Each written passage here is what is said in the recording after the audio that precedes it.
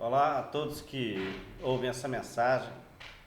Eu sou o presbítero Cleverton da Igreja Logos e eu queria começar essa mensagem com a seguinte pergunta: o que é a verdade para você?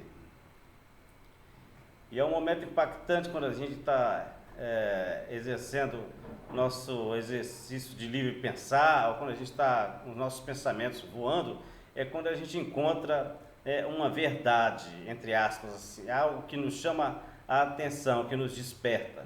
E é uma experiência muito similar a você acender uma fonte de luz num ambiente totalmente escuro. É isso que esse despertar para essa verdade causa dentro de nós. Você já teve essa experiência, né, de que seus olhos demoram até um pouco a se acostumar com aquilo que você foi despertado, até que você consegue enxergar mais do que você via antes. Então, esse é o efeito da verdade, né, ou até algumas falsas verdades despertam em nós. Muitas pessoas, elas são capazes de olhar a realidade ao seu redor e perceber que existem muitos mistérios, quer dizer, coisas que elas não conseguem explicar, que elas não sabem o significado. E então, algumas dessas pessoas, elas buscam decifrar esses mistérios. E elas têm uma mente diferenciada até para isso. Elas olham, elas observam e atentamente ao seu redor, ao seu mundo físico, elas conseguem despertar para uma verdade sobre aquilo, por uma solução sobre aquilo. Nós chamamos desse tipo de pessoas, de pensadores, cientistas, filósofos. Eles estão sempre observando o mundo deles ao redor, o mundo físico, e às vezes trazem, né, aqui na sua mente o que eles chamam de verdade, que eles descobriram com essa observação. E nós não podemos deixar de dizer que nós temos sido beneficiados nesse mundo físico que vivemos com muitas descobertas que esse tipo de pessoa, né, encontrou. Eles descobrem como as coisas funcionam e aprendem sobre como podemos tirar proveito delas. E nós não podemos negar que somos até beneficiados com essas descobertas. Pois é, o mundo físico, né, ele está sendo descortinado, descoberto ao longo da história da humanidade. E aparentemente nós estamos evoluindo, não é? Aparentemente a sociedade pensa que está evoluindo. Parecemos que nós somos destinados ao sucesso pela tecnologia e por esse aprendizado contínuo. Você está concordando comigo até agora?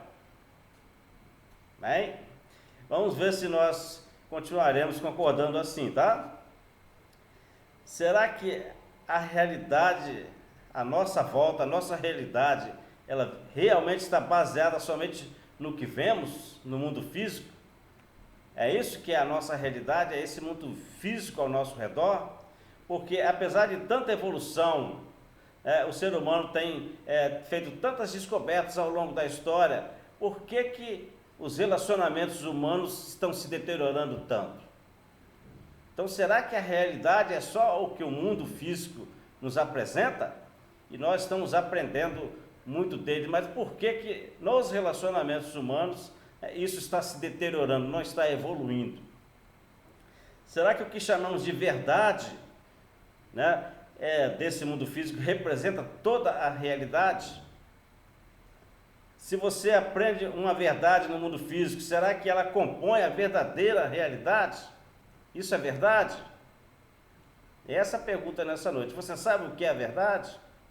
Como disse, se uma verdade, né, traz tantos efeitos benéficos assim, uma verdade aprendida no mundo físico, né, mas ela não é boa para uma dimensão que é uma das mais importantes para o ser humano, né, que é essa dimensão dos seus relacionamentos, ela não causa impacto positivo, né, nessa dimensão. Então ela é boa para o mundo físico, né, mas ela não evolui os relacionamentos humanos, então sua verdade é incompleta.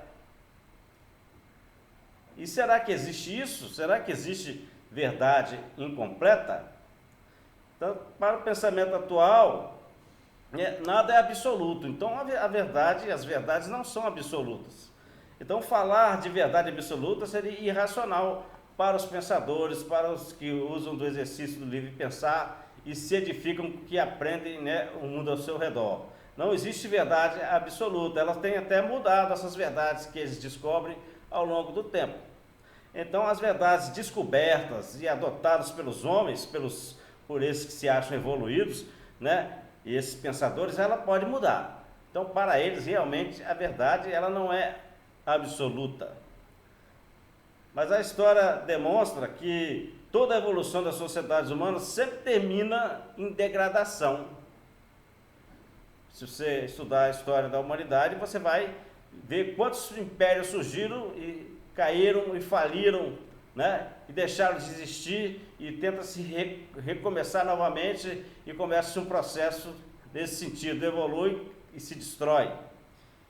E começa principalmente, irmãos, porque há uma degradação dos aspectos que afetam o ato do homem se relacionar.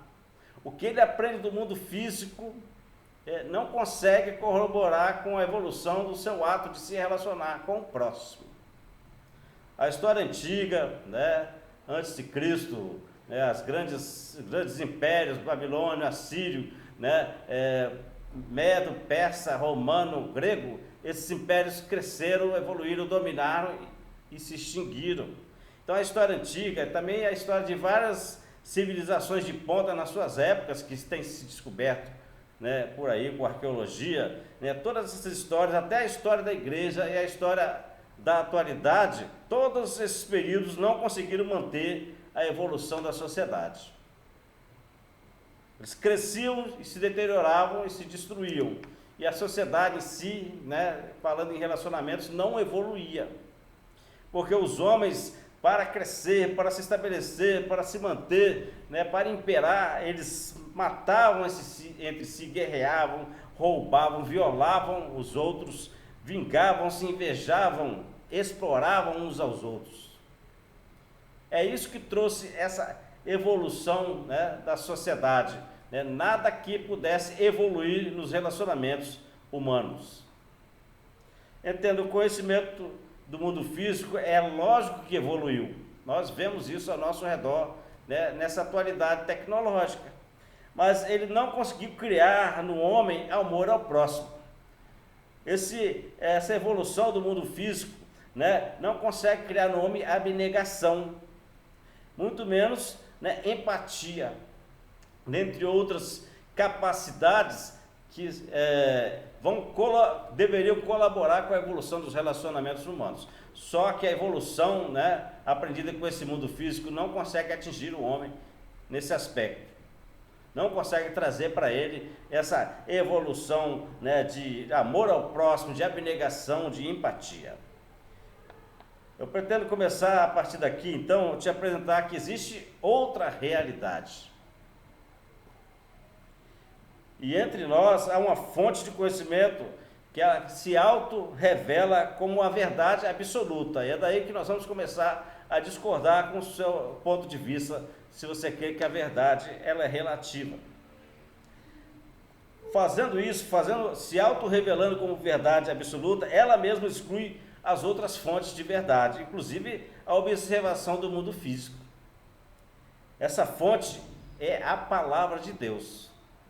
E ela diz o seguinte dela própria: toda a escritura é inspirada por Deus e útil para o ensino, para a repreensão, para a correção, para a educação na justiça, a fim de que o homem de Deus seja perfeito e perfeitamente habilitado para toda boa obra. Está lá em 2 Timóteo 3, 16, 17. E essa fonte, né, da absoluta verdade, ela tem uma especialidade. A especialidade da palavra de Deus é tratar da importância e da verdade sobre os relacionamentos. E é por isso que depois de milhares de anos que ela está aí, esta fonte ela é atualizadíssima. A palavra de Deus sabe o que é relacionamentos, ela sabe falar e ensinar sobre isso. Né? E como o mundo não olha para a palavra de Deus, como os pensadores, né, os filósofos, os cientistas estão olhando para o mundo físico, eles esquecem de olhar para a fonte que poderia ajudar aquilo que a humanidade mais precisa, né? A saúde e a evolução nos relacionamentos humanos. E a primeira verdade que a palavra de Deus revela é que há um Criador que nos criou para os relacionamentos. Por que relacionamentos são tão importantes para nós? Porque Deus nos criou para eles. Deus nos criou para crescermos através deles. Deus nos criou para edificarmos uns aos outros, quer dizer, o outro crescer através de nós. O primeiro relacionamento a ser priorizado, né, pela palavra de Deus era o relacionamento do homem com esse Criador que o criou dessa forma. Ele tem que aprender sobre relacionamento primeiro com Deus. Depois ele deve evoluir para se relacionar com o próximo, porque a Bíblia até diz, né, quando Deus fez o homem à sua imagem e semelhança, o colocou no jardim, tinha um relacionamento com ele, mas a Bíblia revela logo depois que Deus pensa, não é bom que o homem esteja só. Gênesis 2:18, né, a parte B do versículo. Então ele precisava primeiro aprender de relacionamento com o Criador e agora poder usar esse aprendizado para praticar esse relacionamento com o outro, porque não era bom ainda que ele ficasse somente com o seu relacionamento com o Criador. Não era bom que ele estivesse só. E eu gosto de ler as Escrituras, e às vezes sou despertado de coisas que eu nem imaginava, né? Às vezes conhecimentos são agregados, né, através da meditação das Escrituras, que eu não poderia nem pensar, né, daquela forma, mas é isso que o poder das Escrituras traz em nós. E quando lemos as Escrituras, elas querem nos revelar a vontade de Deus, mas elas querem nos edificar. Você não vai saber tudo de uma hora para outra, você vai ser edificado através desse relacionamento íntimo, constante com o seu Criador, no aprendizado com Ele. E o relacionamento de Deus com Adão é algo que me chama muita atenção, ele me surpreende. O Criador, ele trouxe Adão, né, à vida já em forma adulta. Por que ele fez isso? Não sei. Mas Deus deu a Adão algo ainda mais misterioso. Ele deu a ele o domínio sobre toda a criação. Ele deu orientações, deu direcionamentos, né, para Adão. E eu me pergunto como que alguém como Adão, que não teve uma instrução formal, né, como a gente tem que estudar primário, né, ir para o segundo grau, faculdade, se preparar para uma profissão, como que alguém que não teve esse processo humano, né, poderia dar conta daquele monte de tarefa que Deus deu para ele? Dominar sobre a criação, cuidar e cultivar do jardim, né, e por aí vai. Mas quando você lê em Gênesis, em pouco tempo Adão já conseguia observar anatomias e até as particularidades dos outros seres. E esse exercício formou em Adão uma capacidade de até dar nome aos animais. Você já leu isso lá em Gênesis? Não eram nomes para permitir um relacionamento de Adão com esse ser, tipo Totó, né? Vem cá, Totó. Não, Adão não estava dando esse tipo de nome. Eram nomes que expressavam as características desses seres. Adão conseguia conviver, entender, né, e expressar o que estava aprendendo. Ele deu nome, o homem, a todos os animais domésticos, às aves do céu e a todos os animais selváticos. Está lá em Gênesis 2:20b. Adão, ele não estava tratando os animais como bichinhos de estimação. Ele conseguiu aprender sobre Deus com a criação, porque ele tinha o próprio Deus como seu mentor. Então esse relacionamento primário entre, né, a criatura e o Criador é para nos capacitar a perceber o mundo físico da forma como ele deve ser olhado. Então Adão olhava para a criatura, olhava para a criação de Deus e conseguia aprender do próprio Deus nessa criação. Entende a diferença de você querer olhar para o mundo físico e tirar proveito dele? Imagine olhar os bichos e observar a força deles. Nosso Deus não é forte? Observar a destreza, né, a capacidade de solucionar situações complicadas ali para a sua sobrevivência, né, a capacidade de se organizar. Tem animais que andam em bandos, andam em enxames, eles conseguiam se organizar. Isso demonstra uma inteligência para a qual eles foram criados, a velocidade de alguns, a potência de outros, a leveza. Então Adão, ele conseguia observar o mundo físico e aprender de Deus desse mundo físico. Você está entendendo a diferença? Mas Deus levou Adão a um momento, né, de conhecer algo ainda mais importante para ele como ser humano. Deus nos fez ver que faltava a ele o outro. Faltava a Adão um relacionamento humano. Ele tinha um relacionamento com Deus. E Deus, através dessa observação, através desse aprendizado, fez o próprio Adão perceber que faltava a ele um relacionamento humano. Para o homem, todavia, não se achava uma auxiliadora que lhe fosse idônea.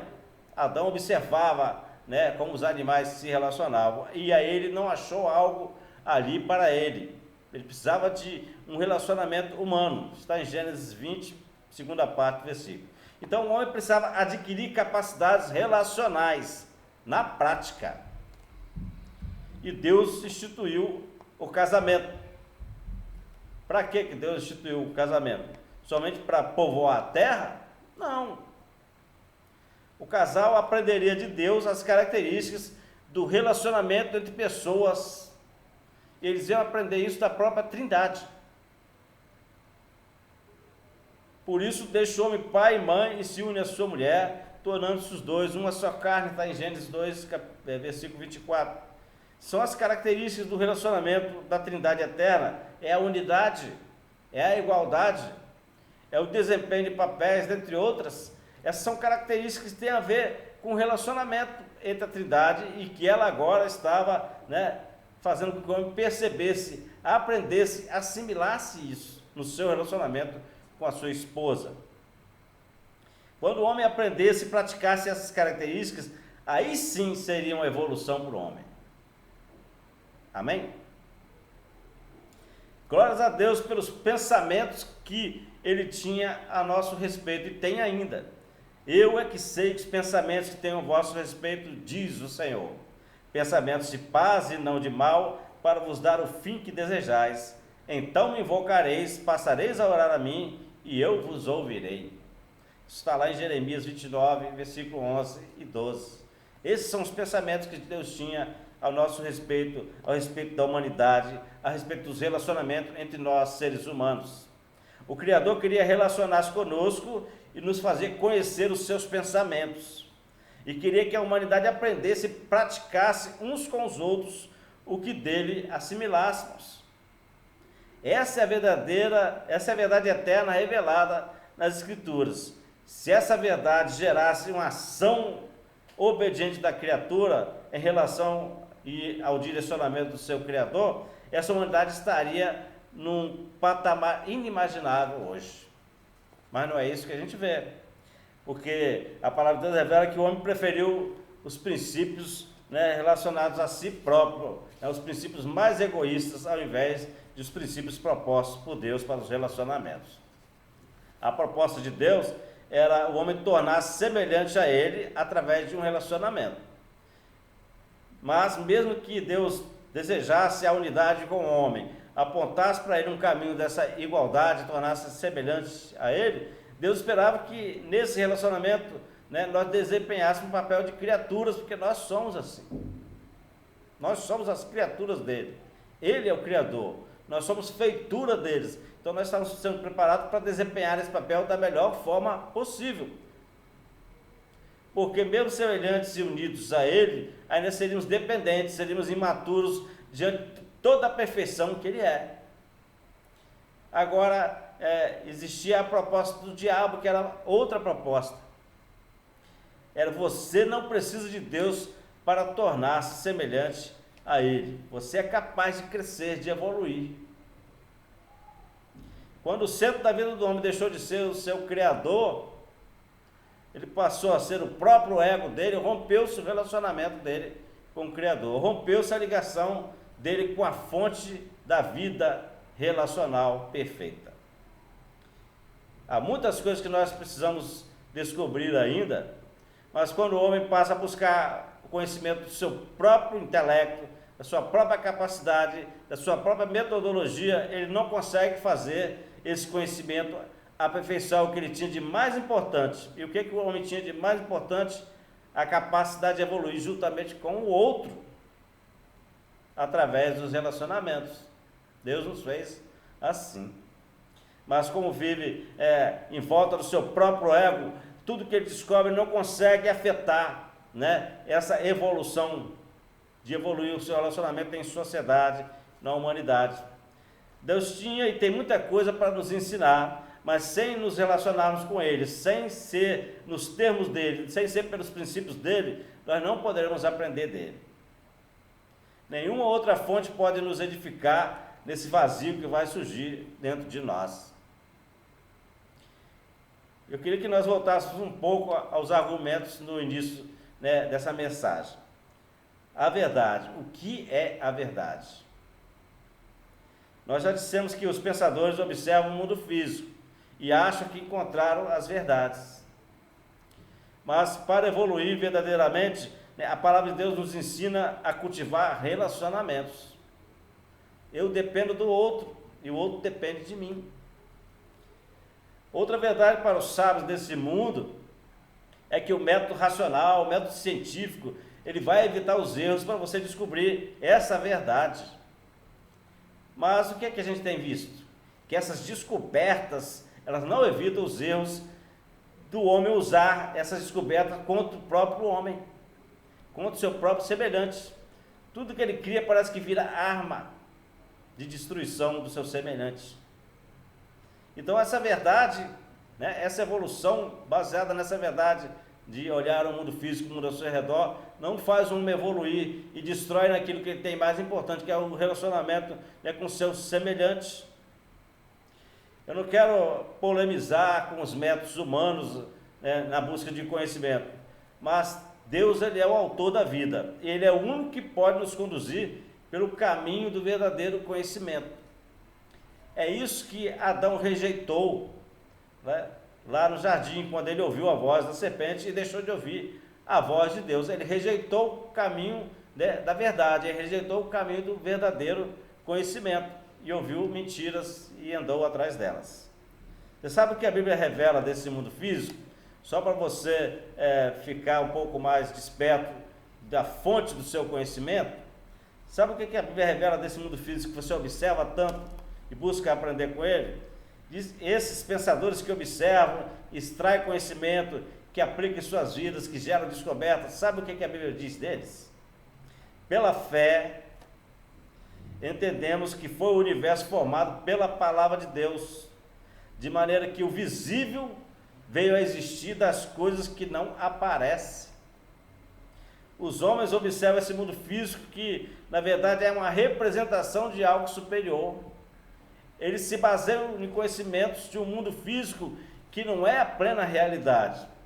Existe uma realidade superior a esse mundo físico. Sem Deus, os homens são edificados com conhecimentos que os levam para as trevas e para a destruição, nunca para a perfeição. E isso é prova na história da humanidade. Porque sem Deus, eles seguem informações de coisas criadas, ao invés de seguir as informações da fonte que as criou. Vocês estão compreendendo? Sabe que a Bíblia usa até uma terminologia, né, para esse mundo físico? Ele é sombra das coisas celestiais.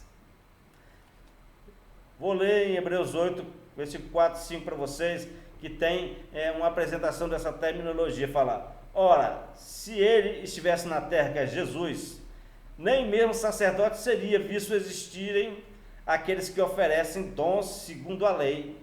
Então Jesus Cristo, já glorificado, se ele estivesse na terra, né, ele não poderia nem ser sacerdote segundo a lei. E olha que a lei foi Deus que deu, mas só que o sacerdote segundo a lei era sacerdote da tribo de Levi, e Jesus não era da tribo de Levi. E então, até segundo a lei, né, a revelação de Deus máxima, Jesus não poderia ser sacerdote.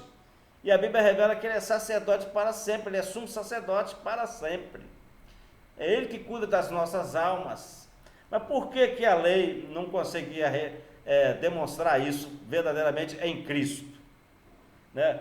Porque elas ministram em figura e sombra das coisas celestes. Elas estão apresentando algo que não é a verdadeira realidade. Então elas são baseadas no que os homens podiam ver. Mas a Bíblia diz que tudo que o homem vê, que é visível, foram criadas das coisas invisíveis pelo poder da palavra de Deus. É Deus que conhece toda essa estrutura, porque lá no plano espiritual é perfeito, e para nós é só sombra. O que sustenta esse mundo físico, que é fonte de conhecimento para muitos, é, na verdade, uma representação do mundo espiritual. Diz ainda nesse versículo de Hebreus: assim como foi Moisés divinamente instruído quando estava para construir o tabernáculo, pois, diz ele, vê que faças todas as coisas de acordo com o modelo que te foi mostrado no monte. Deus mostrou um modelo de templo no plano espiritual, e Moisés agora tinha que transformar aquilo numa figura física, que não chegava aos pés daquilo que representava, né, o plano espiritual. Era um modelo. Então você está se baseando o seu conhecimento nesse mundo físico. A Bíblia diz que esse mundo físico é uma representação da verdadeira realidade. Até a própria lei de Deus, dada aos israelitas, bem como as suas cerimônias e liturgias, eram sombras. Porque a Bíblia diz que elas, na verdade, estavam tentando conduzir o povo até Jesus Cristo. Então, era um meio, uma muleta, algo não pleno, né, da verdade, da realidade, mas era um meio didático. Então, esse plano, né, físico é um meio didático que Deus está nos usando para conhecê-lo. E nós estamos investindo todo o nosso tempo em conhecer o mundo físico e não conhecer o que criou ele. Até que Deus pudesse apresentar a plena verdade proposta ao homem. Qual é a plena verdade proposta ao homem? Essa verdade é a nossa verdadeira evolução, e ela se encontra na pessoa de Jesus Cristo.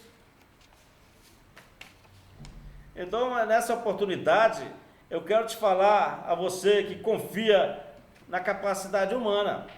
Até aqui, tudo que o homem aprendeu, ele não evitou morte, não evitou destruição, não evitou degeneração, porque a fonte do seu conhecimento é o mundo, que é pura representação da realidade. Não é a verdadeira realidade, porque a verdadeira realidade é a espiritual.